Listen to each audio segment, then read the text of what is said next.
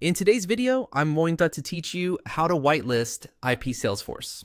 Whitelisting an IP in Salesforce lets you define trusted addresses or ranges that are allowed to access your org.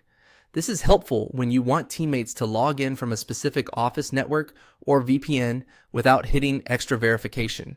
And it's essential when your company changes internet providers or you're rolling out a new secure connection. You'll need admin level access to do this. First, go to Salesforce and sign into the org where you want to make the change. Make sure you're in the Lightning experience so the menus match to what you'll see here. Next, click on Settings. In Lightning, that's the gear icon in the top right. Open it and head into the main setup area so you can access security controls. From there, click Open Advanced Setup.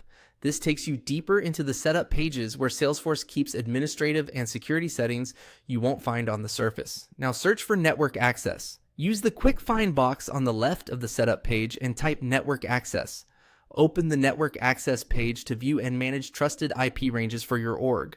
On the network access page, click on New.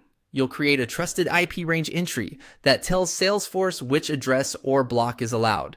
This won't remove other security measures like multi-factor authentication, but it ensures users from this IP range aren't blocked by IP-based restrictions. Enter the start IP address. This is the first address in the range you want to trust. If you only need to trust a single IP, you'll still fill this field with that exact address. If you're unsure of your public IP, check with your IT team or confirm the egress IP of your VPN. Be careful not to use a local private address from your computer or router. Salesforce needs the public IP your traffic uses on the internet.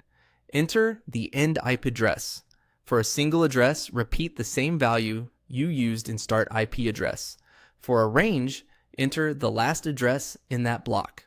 Salesforce uses start and end fields rather than CIDR notation, so make sure the numbers accurately reflect the range you intend to allow. Finally, click on Save.